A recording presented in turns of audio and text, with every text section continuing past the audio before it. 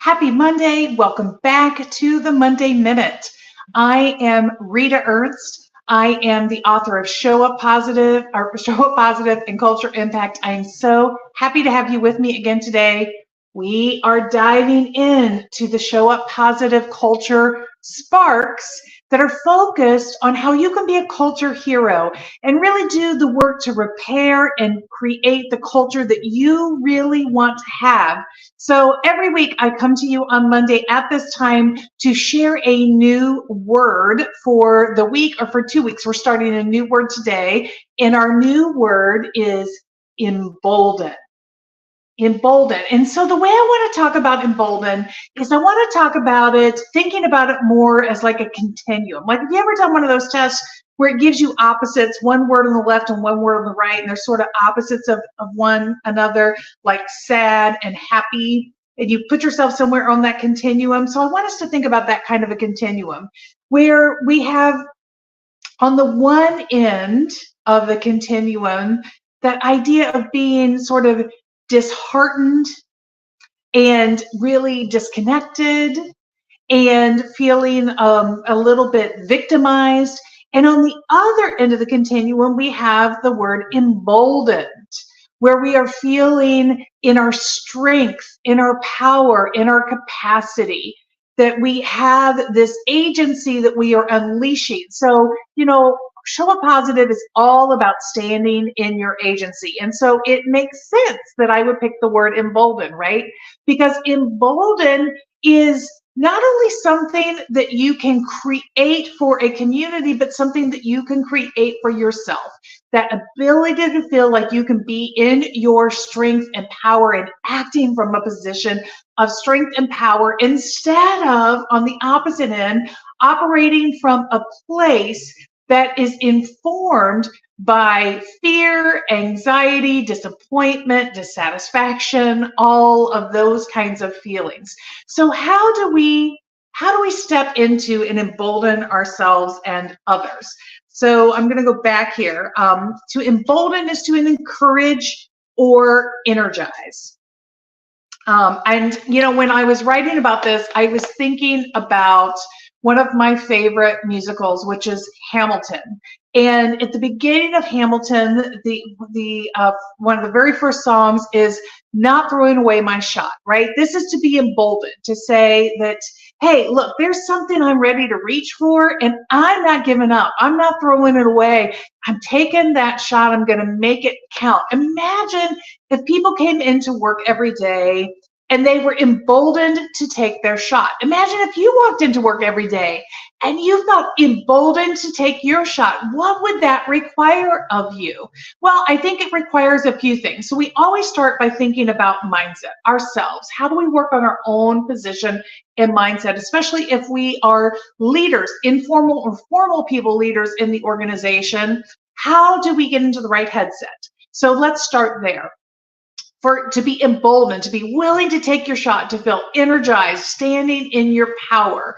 The first thing that you need to do from a mindset point of view is you need to remember all the times that you have used your agency and power to generate the things that you want. Remembering those past experiences, those things are really going to help you out. And then the next thing I want you to do is really, like, standing in that future, think about what were the things I was able to do in that moment, and then apply those to the future. So now envision yourself in a future moment where you have put all of that playbook from the times that you've been successful to put that into practice in this situation, and visualize the kinds of things that you were able to do, the conversations you could have, the way you showed up, the way you carried yourself, the language that you used, the energy that you brought into the room, using those things to embolden you. When we are disheartened, when we are not emboldened, so much of that happens right here between our two ears. I gotta put my book down. Right between our two ears, inside of our own head. So much is our anticipation of rejection, of what could go wrong, and we let that fear and that anxiety hold us back. Instead of remembering all the times when we swallowed that and took a step forward anyway. It's being bold isn't about being fearless. It is about stepping forward despite any fear or hesitation that you might have. And this is what it is to be emboldened. So visualize when you've done it successfully, carry that into a future picture of yourself applied to the situation that you're in, and find that one step that you are going to take forward. Then you can do this with other people. You can be an encourager to other people to stand in their power and feel emboldened as well. So here are some actions that you can take. We're kind of behind. I had to miss a few of these. So we're only going to spend this 1 week on embolden, and then next week we're going to move on to forgiving, because I got a lot to say about that too. But for embolden, here are some actions that you can take, especially in your workplace, that can really create daily experiences in which you and others feel emboldened, energized, activated, and encouraged to take action. Avoid a blame culture. See, blame is all about shutting people down. We don't want to shut people down. We want to help people lift up. So avoid blaming. Shift those conversations, those thoughts in your head around blame, into curiosity about how to make it better for the future. Allow flexible communication styles. We all do not communicate in the same ways. In fact, we know some of us are biologically designed to communicate differently. So we want to make sure that we are honoring different communication styles and not allowing our internal critic, who wants people to speak to us just the way we think they should, to have us ignore or turn off or discount somebody simply because they're not showing up the way our inner critic thinks they should. We're going to be more accepting. We are going to celebrate the uniquenesses of each team member. Everybody has different strengths and capacities to bring. We do not all need to look the same. We do not need to all operate the same. We just need to be aligned to what we're trying to create together. And then we want to leave a lot of space for people to bring their own unique selves into the workplace. 4, we're going to model vulnerability and empathy. We're going to own it when we make a mistake. That's our vulnerability. Hey, I could have handled that better. I want to make sure that you know that I recognize that I should not have been so judgmental in that situation, as an example, right? And then we're going to show empathy to ourselves and to other people. We're going to be forgiving. We're going to be curious. Those are empathy skills. We're going to be willing to allow things to move forward, maybe at a different pace than what we would like, because we are going to understand and recognize differences and allow for those. Next, we're going to avoid using labels and divisive language. It is so easy to say that person is lazy, or that person's not smart enough, or they're not good enough. These are labels.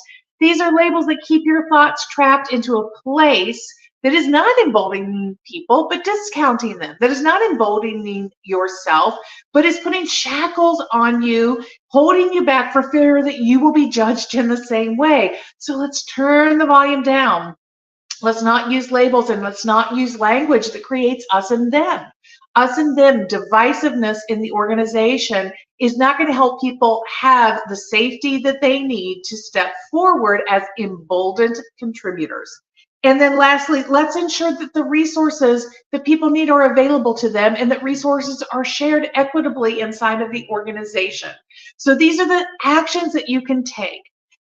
So we talked, I think, last week or 2 weeks ago about psychological safety. This is adding on to that. Once we have done some groundwork around psychological safety, now how do we take the additional steps that really give people the confidence that they need to step forward in strength? Some questions to contemplate. What risks are worth taking? How do I support innovation? Innovation means challenging the status quo. So we got to be ready and willing and open to allow that to happen. When are my strengths beneficial? What failures have helped me grow? And when have I overcome my fear and won? Look, boldness lives inside of you. I promise you, there is a being, a person, a version of you inside of you that wants to take big, bold steps forward. And yet there's also that inner critic inside of your head, right between your ears, that is constantly challenging you, telling you that you'll be rejected, that you'll fail, that it won't work out, all the things that make you play small. We're not going to play small this week. We're going to play with boldness. We're going to be emboldened. I hope these tips help you stand forward with energy and enthusiasm and strength and really go for the no. You know, it's okay. When you bump up against some no's, when people push back on you, that's a good thing. You found a boundary. Don't allow your inner critic to tell you that that's a failure, you did something wrong. Don't beat yourself up. If you're not every once in a while hitting some boundaries and having somebody pull you back a little bit, then maybe you're not playing as big as you could. Thanks for joining me for the Monday Minute. Next week, we will talk about forgiving. We're going to have 2 whole big weeks about forgiving. But for this week, I want you to be emboldened. See you next time.